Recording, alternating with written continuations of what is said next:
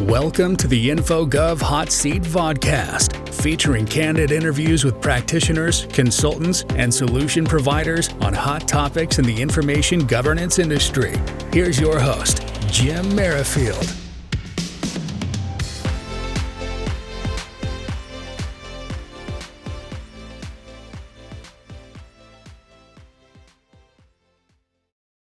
Well, hello and welcome to the InfoGov Hot Seat. I'm your host, Jim Merrifield, and with me today is Julia Montgomery. Welcome, Julia. Hi, thanks for having me. Yeah, it's great to have you on the hot seat, get to know you a little better and what your experiences were at ILTACon last week. I can't believe we're a week out and it's so close yet so far. Already looking forward to next year.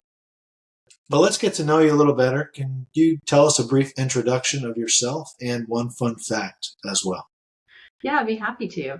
I'm Julia Montgomery, and I'm a legal tech veteran, I like to say. You know, every year I go to speak at ILTACon, and I have a bio slide, and I just kind of see the number keep creeping up for how many years I've been in the legal tech space, and it's more than 20. I stopped adding. I just put a plus, like 20 plus.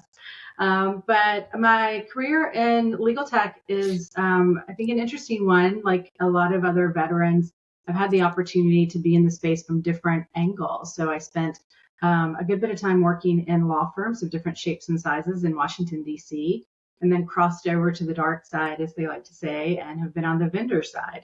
And then I've found a channel, a path, wheelhouse, whatever you want to call it, for myself, working on change management around legal tech with law firms around the world. So it's been pretty cool ride, and obviously there's a lot of change in the space, so never a dull moment. Yeah, for sure. My fun fact. Can't forget it. Yeah. My fun fact. So I've never lost money at blackjack.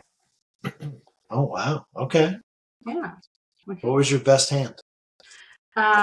It was a table in at the Mirage, the now dearly departed Mirage, and I just split, and it was all my. I just went all in on the hand, and it was the end of the night, and I thought, why not? And it paid off big. Awesome. Yeah, that's a nice fun fact. So you got a diverse background on the law firm side, the dark side, on the vendor side, and then also a rock star blackjack player. So that's. I figure if this legal tech stuff doesn't pan out, right, I can always, get on that blackjack tournament circuit or something. Yeah. Hey, it's good to have options. That's right. A plan B. Yeah, absolutely. So speaking of ILTACon, I know you were there, attended sessions. You also spoke at a couple sessions as well. What were your key takeaways from ILTACon this year? I mean, I feel like this is, I am clearly a betting woman. And I guess if you asked anyone who was there, we had record attendance at ILTACon this year, which was exciting. Record attendance on the member side as well as the vendor side, which was pretty cool. But if I was going to bet, and you asked this question of anyone who was there, I would bet that they would utter AI in response to your question. I mean, you really could not get away from the AI conversations, whether it was the sort of crop of new vendors that we haven't seen before in the vendor hall, all of whom were talking about AI, or seeing our stalwart vendors that we've known and loved for years now proclaiming that they too are AI companies suddenly. That was kind of interesting to see. And then so many sessions about AI. And, when you think about it, it makes a lot of sense. There are a lot of angles. There's certainly the information governance angle that a lot of firms are just starting to wrestle with, whether it's putting together policies or thinking about how do you ensure that if you introduce these tools that they don't serve up information that should be walled off or, otherwise folks shouldn't be seeing. And then I think sort of more toward my wheelhouse there, the rate of change around AI is pretty phenomenal. I had the opportunity to sit in a lunch and learn hosted by Brian Ferguson at InOutsource. And it was firms just, talking about their experience with Copilot and AI in general. And one of the themes that emerged in that conversation, it was a fantastic conversation, really, very enlightening. But folks were just talking about the pace of change. And, Microsoft decides we're going to embed Copilot in all of our software. And suddenly there's really nothing you can do. This thing's out of the gate. And how do you keep up with that? Let alone stay ahead of it. So I think these are really interesting conversations. And I think when we look at a transformational technology like AI in our industry, there are so many things to think about that it can feel a little overwhelming at times. And so for me, being able to connect with other people who are feeling overwhelmed or people who are just getting a handle on one part but haven't thought about this part yet was really good, right? Those were terrific conversations to have and really helped me think about some things that I hadn't had on my radar. Yeah, absolutely. I heard about that session, the lunch. That was the lunch and learn, right? It was great. Awesome. Yeah, I caught up with my buddy Colin. Colin Cahill was up there, right, talking about Copilot. Yes. Mm-hmm. Yeah, that's awesome. Yeah, I mean, who's not? Microsoft continues to make things tougher and tougher for all of us, right? Yeah, I think, when you think about the pace of change, and Microsoft is clearly all in on AI and Copilot. But you think about some of our colleagues who are working in smaller shops, right, where they have an entire team of 3 or 4 people, and they have their full-time day jobs. And now you're trying to keep up with a behemoth that's moving at a fundamentally different pace. And it's a lot, and it's a real challenge. And I think there will only be more of that. I don't think the pace of change is going to let up anytime soon when it comes to AI. I agree. That's our lives, right? Living in the law firm legal market, we're always changing. We're always on to the next thing. And right. As you mentioned, AI was all over the place Everywhere. at ILTACon, everywhere. Sure. And it reminded me a lot like e-discovery 20 years ago. Walked in Legal Week, saw all these e-discovery vendors, had no idea the names of those vendors. And then, fast forward 20 years later, you walk into the exhibit floor, you see like 50 vendors. I think there was like 20 plus, or actually maybe 50. I can't remember the number. There's a lot of startups. Well, I guess most of the AI companies are startups, right? Yeah. But you wonder how many of them will be acquired next year, will be still around next year. So what are your thoughts on that? I mean, just the amount of vendors in the space, or I should say business partners in the space, is that exciting, or is it kind of, worrisome?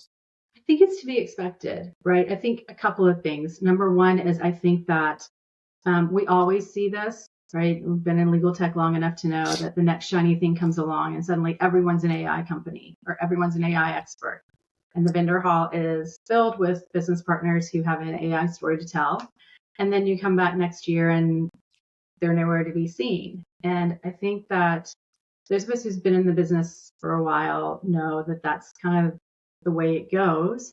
And it really just is a good reminder, I think, to us to do our diligence. I had the dumb luck of having a flight home from Italy on CrowdStrike Day and a Delta flight on CrowdStrike Day.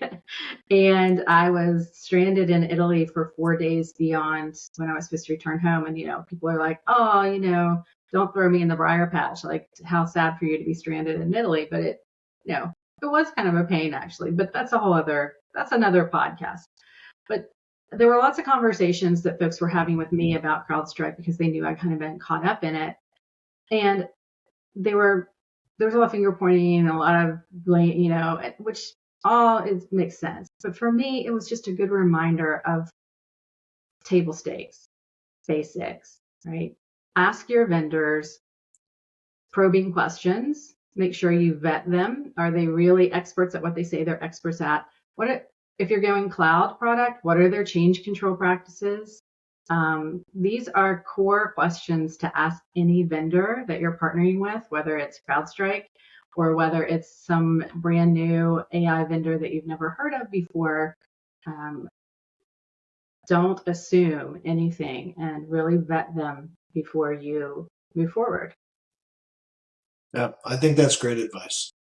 Great advice. Sometimes we forget, right? Or we just, they've been around for a while and we assume, but never hurts to ask and ask again every couple of years. Yeah, assume nothing. It only strengthens the relationship. Exactly. Anyways. Right. Yeah. So, Julia, I know we talked a lot about ILTACon and about your background and things. Is there anything else you'd want to share with the audience before we let you go? Yeah, I think for me, I had a real light bulb moment around the intersection of the change management work that I do and all these AI conversations that we're having. One of the things that I kept hearing from people was we're struggling with the AI stuff because we haven't really gotten our heads around what are the use cases or how do we get people to use it? People seem excited and then we put it on their machine and they're kind of like, And, I had some good conversations with folks that were around the change management aspect of AI. AI is just another tool, right? And I could go out here into my husband's garage and there are all these amazing tools hanging on the wall. And I could grab one that looks super cool and come back in the house and then I could end up frustrated an hour later. And maybe it wasn't the right tool for the job. Also, nobody taught me how to use it. And so I think that, again, there's so many facets to AI, certainly the risk aspects, the governance aspects, just the sheer technology parts, right? How do we make sure that it's working? But I think it's really important to keep in mind that this is just another tool. And so we have to make sure we're doing our diligence when we talk about use cases and return on investment and value add and helping lawyers and others in our law firms understand when it's the right tool for the job, what it can be used for effectively, and when it might not be the best option for you. Yeah, I think there's a lot of wisdom in what you just said, and I love the analogy with the tools, right? So you got to be able to use the tool or know how to use the tool to actually benefit from it. And you mentioned change. I think I interviewed Tony McKenna a couple weeks ago, prior to ILTA, and I think in his title, he's the director of IT and change. I've never seen that, at least on the tech side. So I think that's very interesting, especially in the law firm world and legal sector, that, everything we do these days in legal tech is all about change and keeping pace with the pace of change. So. It is. And, I've been speaking on the topic of change management at ILTACon for over a decade. And I know in the early days, it was just like me and the AV guys in the room and like maybe a tumbleweed would roll through. It wasn't, folks didn't really latch on to this idea of change management as part of our work at that time. But this year, it was thrilling to me to see that there were no less than 6 change management related sessions on the agenda at the conference. And I think it's really indicative that folks are starting to understand that, you can roll out all this great technology, but these are just tools. And until we're able to tackle the people side, the change management side, we're not really going to be delivering as much value as we'd like. Yeah, I think that's only going to continue. I think we're probably going to see more change management sessions, more process improvement sessions and things. So again, thanks so much, Julia, for sharing your insights on ILTACon with the audience and being on the hot seat. I didn't ask you any crazy questions, right? They were all kind of straightforward. You took it easy on me, I think. Yeah. Yeah, this time. Take 2. You'll see that, part 2, I don't know. I like it. All bets are off. I like a challenge. Let's do it. For sure. Awesome. Well, enjoy the rest of your summer. And, thank you so much for joining us today on the hot seat. If anyone would like to be a guest like Julia here, all you have to do is log onto our website, infogovhotseat.com, submit your information, and we'll get you on the calendar. So thank you so much and enjoy the rest of your day. Thank you. Thank you for listening to another episode of the InfoGov Hot Seat. Follow us on Spotify, YouTube, Google Podcasts, Apple Podcasts, and LinkedIn. Check out our main website at infogovhotseat.com to view our latest episodes and much more.